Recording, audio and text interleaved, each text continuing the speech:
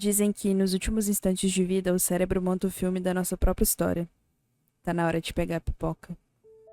Meu nome é Natasha Wonder. Cresci em uma metrópole enquanto minha família parecia ter tudo. Uma bela casa, uma vida confortável e um negócio de sucesso. Meus pais, Nadia e Igor, não eram apenas empresários bem-sucedidos. Eles possuíam uma concessionária de carros que era a fachada perfeita para suas atividades criminosas. A gente só não sabia disso. Para mim e meus irmãos, a nossa vida parecia quase perfeita. Mas tudo mudou quando eu e Rafael, meu irmão gêmeo, tínhamos 16 anos. Foi em uma noite estrelada que a nossa vida deu uma reviravolta. Acordamos com as sirenes da polícia e o brilho das luzes vermelhas e azuis.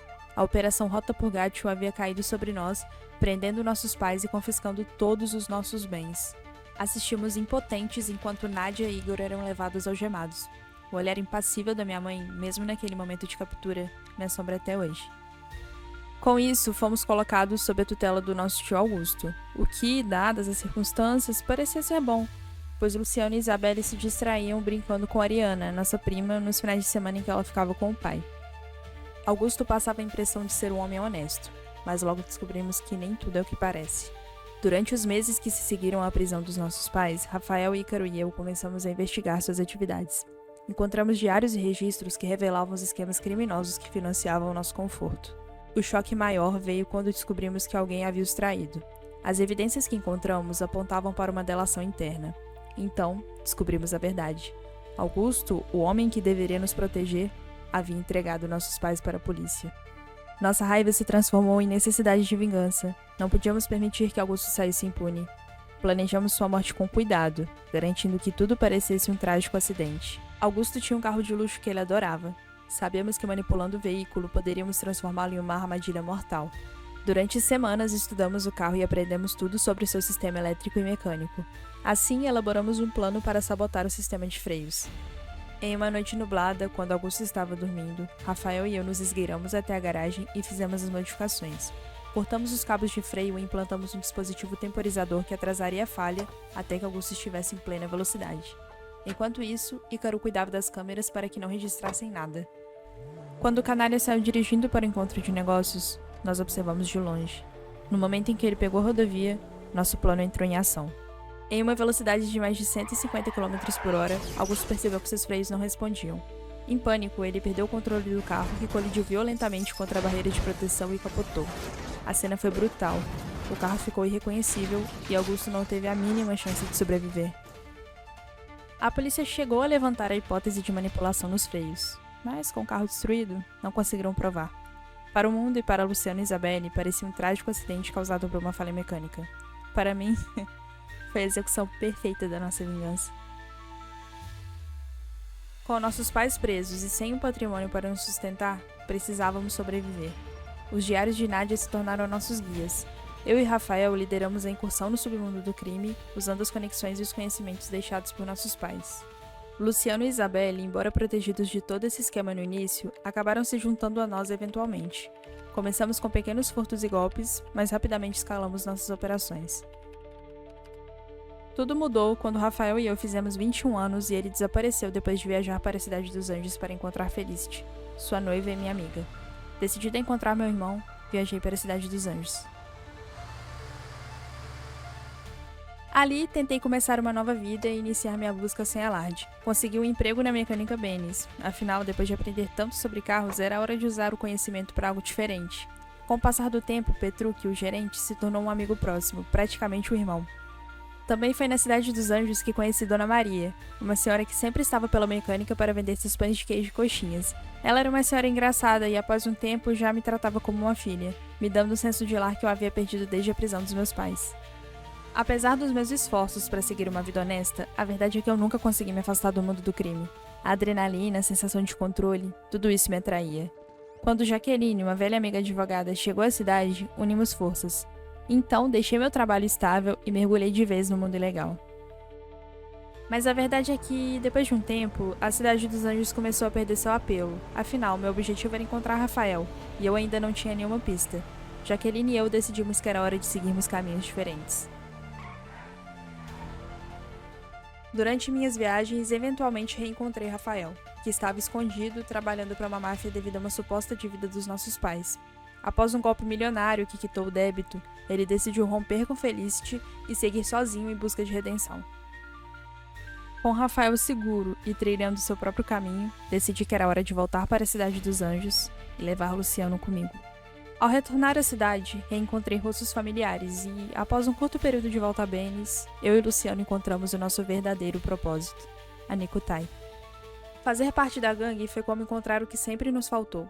Na Nekutai, descobrimos uma nova família, os laços que sempre buscamos em toda a nossa vida.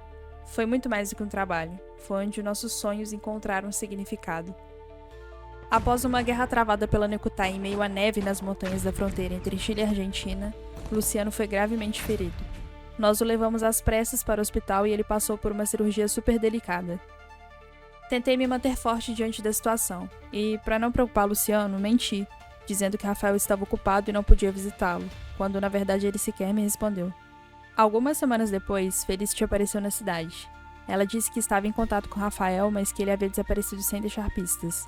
Ela contou que ele tinha falado algo sobre vingança e mencionado Ariana, mas não deu mais detalhes. Decidi que precisava fazer algo. Então, pedi ajuda para uma pessoa de total confiança, a Miranda. Após alguns dias de buscas, ela encontrou uma possível localização onde Rafael poderia estar.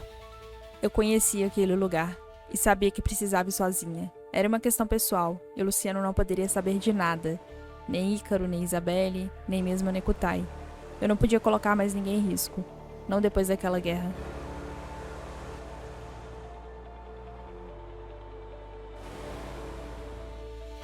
Fui até o local que Miranda havia encontrado, uma casa que pertencia aos meus pais antes de perdermos tudo.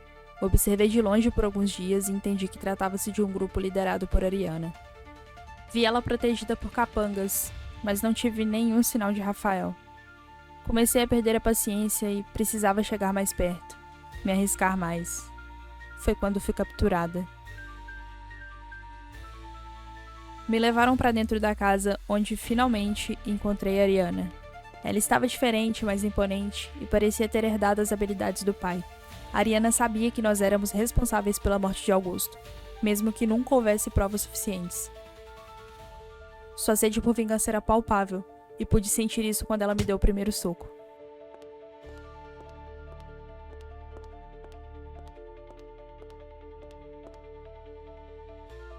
Ela disse que matou Rafael. Aquela frase doeu na minha alma. Ela prometeu que nos mataria um por um e que, para começar, me usaria como isca para pegar os outros. A Ariana tirou uma foto minha. Eu não sabia o que ela faria com aquilo, mas uma coisa era certa. Eu precisava reagir de alguma forma. Quando um dos capangas foi deixar comida no cativeiro, usei uma força que eu nem sabia que ainda tinha.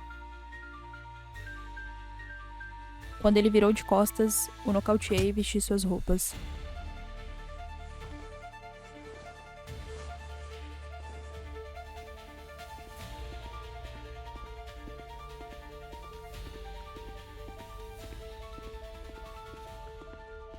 Passei pelos outros guardas sem que percebessem e fui direto até a Ariana.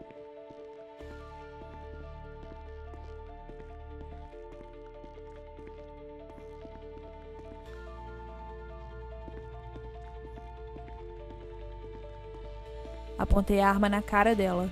A vontade de atirar estava me corroendo, mas eu precisava ser esperta. Usei um canivete para fazê-la sair dali comigo sem que percebessem.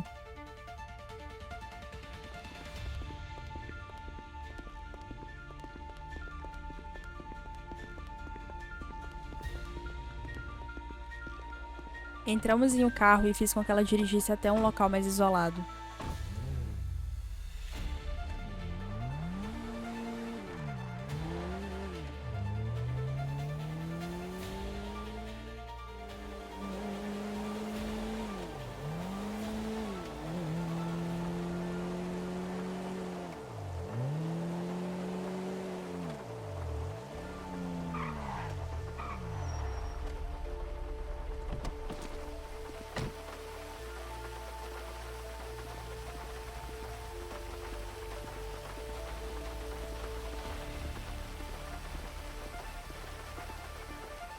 Perguntei novamente sobre Rafael e pude perceber deboche no tom de voz dela ao reafirmar sua morte. foi quando ouvi uma movimentação nas minhas costas. O capanga que eu nocauteei havia nos seguido. Guiada pelo ódio, consegui surpreendê-lo com um tiro na testa. Mas, enquanto me virei para eliminar essa ameaça, uma nova surgiu. Foi o tempo necessário para Ariana usar uma faca e me atingir nas costas. Senti a lâmina cortando minha pele, mas não cedi. Consegui reagir, me virar e dar o tiro final. A Ariana caiu no chão e o silêncio tomou conta do lugar. Eu estava exausta, sangrando, a dor me consumindo, mas a luta tinha terminado. Com o último de meus esforços, peguei de volta meu celular e fui até o carro.